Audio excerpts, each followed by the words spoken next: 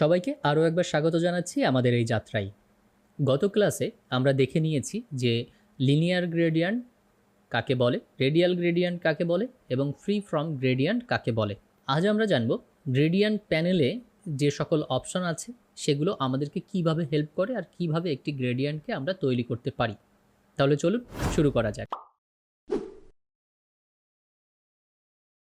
আমরা প্যানেলটি আনার জন্য প্রথমে চলে যাব উইন্ডোতে। উইন্ডো থেকে ক্লিক করব গ্রেডিয়েন্ট প্যানেল আমার চলে এসেছে। এখানে যখন আমি একটি সাবজেক্টকে ক্লিক করব তখন ঠিক এইভাবে আমার প্যানেলটি আমার সামনে হাজির হবে এবং এই প্যানেলগুলোর মধ্যে কি কি রয়েছে চলুন সেটা আগে দেখে নেওয়া যাক। প্রথমেই একটু খেয়াল করে দেখুন যে প্রথমে যেটা রয়েছে গ্রেডিয়েন্ট লেখা রয়েছে একটি টেক্সট এবং এটা দিয়ে কোনো কাজ করা সম্ভব নয়, শুধুমাত্র এটি কোন প্যানেল সেটা জানার জন্য এখানে লেখা রয়েছে। এবার এটির তিনটি ভিউ টাইপস রয়েছে, ভিউ টাইপস তিনটি। একটি হচ্ছে ফুল, এখন যেমন রয়েছে। এইবার এই দুইটা অ্যারোর মাঝখানে যদি বা দুইটা অ্যারোর আইকনে আমি যদি ক্লিক করি তাহলে এটা হলো একদম মিনিমাম। এর থেকেও একটা আছে যেটা একদমই কিছু থাকবে না, শুধু টাইটেল থাকবে। এই তিনটা ভিউ টাইপ রয়েছে, যেভাবে আপনি একে রাখতে চান সেভাবে রাখতে পারেন। ওকে, এরপরে ডান পাশে যে তিনটা হরিজন্টাল লাইন রয়েছে এর উপর ক্লিক করলে এখন যেহেতু সব অপশান রয়েছে সেহেতু আপনার এখানে দেখাবে হাইড অপশান। আপনি ক্লিক করলে ঠিক এইভাবে সেকেন্ড ভিউ টাইপটা আপনাকে দেখাবে। ওকে, আমি শো অপশানে চলে গেলাম। এরপরে এইখানে যে আইকনটি রয়েছে বা যে বক্সটি রয়েছে আপনি দেখতে পাচ্ছেন যে সাবজেক্টটি আমি সিলেক্ট করে রেখেছি সেই গ্রেডিয়েন্টটা এখানে শো করছে। তো এর ড্রপডাউনে ক্লিক করলে কিছু ডিফল্ট যে গ্রেডিয়েন্ট থাকে, অর্থাৎ ব্ল্যাক অ্যান্ড হোয়াইট, তারপরে এক পাশে কালার থাকবে আর এক পাশে অপাসিটি একদম জিরো থাকবে, এরকম যতগুলো এই যে সার্কেলের মধ্যে আছে, ডানিবায়া আছে, অরেঞ্জ ইয়েলো আছে, কয়েকটা ডিফল্ট থাকবে। এইগুলো আপনি চাইলে এখান থেকে সিলেক্ট করে নিতে পারেন। ওকে, তার নিচে ফিল অ্যান্ড স্ট্রোক ঠিক আমাদের এইখানের মতো, এইখানে পরিবর্তন করলে এখানেও পরিবর্তন হয়ে যাবে। আচ্ছা, তারপরে আমরা দেখি উপরের টাইপগুলোর সাথে আমরা অলরেডি পরিচিত হয়ে গেছি। এটা হচ্ছে লিনিয়ার গ্রেডিয়েন্ট, এটা রেডিয়াল গ্রেডিয়েন্ট, এটা ফ্রি ফ্রম গ্রেডিয়েন্ট। আচ্ছা, এরপরে আমরা এই যে অ্যাঙ্গেল, এই অ্যাঙ্গেলটি কি করবে যে আপনার এই যে গ্রেডিয়েন্টটা উপর থেকে নিচে আছে, তো এটা যদি একটু কর্নার করতে চান আপনি, তাহলে আপনি এটাকে সিলেক্ট করবেন, এটাকে বাড়িয়ে দিবেন।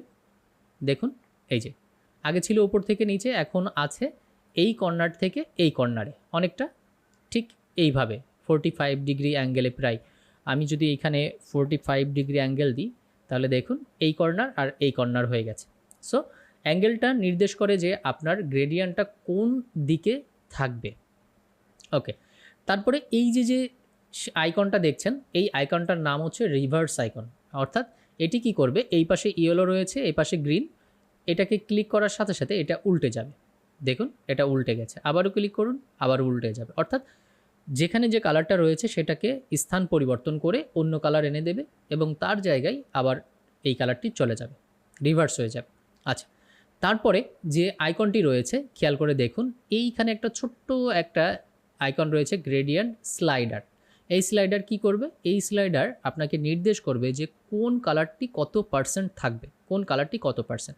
আপনি খেয়াল করে দেখুন যে এই পাশে আমাদের অরেঞ্জ ইয়েলো কালার রয়েছে, এটাকে যদি আমি বাড়াইতে চাই তাহলে আমি এই দিকে নিয়ে যাব, তাহলে আমার এই যে ব্লু গ্রিন টাইপের যে কালারটা এটার মান একদমই কমে গেল, বেশিরভাগ অংশ থাকলো ইয়েলো। আপনি যদি এটা না করে আপনি এই ব্লু গ্রিনের এরিয়াটা বেশি রাখতে চান তাহলে দেখুন এই বেশি থাকলো, এখান থেকে অল্প একটু হয়ে গেল কি আমাদের যে ইয়েলো বা অরেঞ্জ যে কালারটা রয়েছে সেটা অল্প হয়ে গেল, তার মানে এটা একটা স্লাইডার।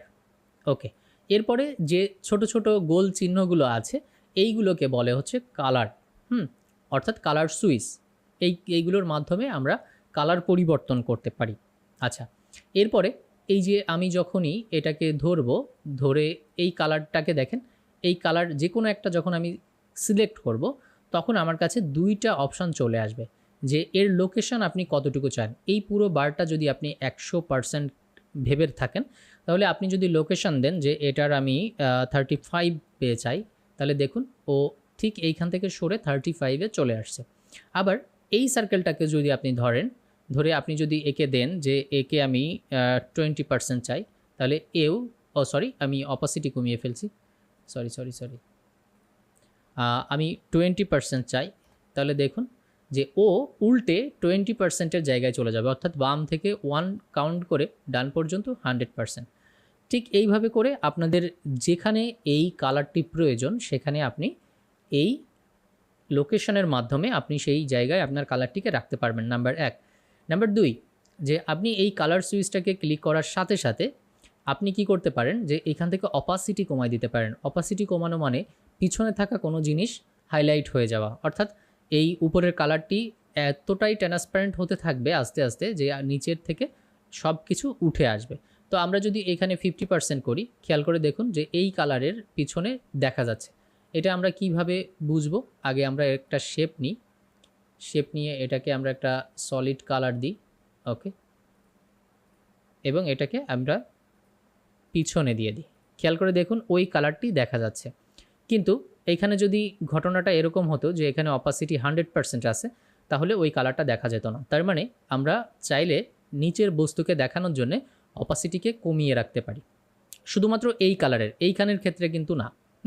এক একটা কালারের অপাসিটি আলাদা আলাদাভাবে কমানো বাড়ানো করতে হয়, ওকে।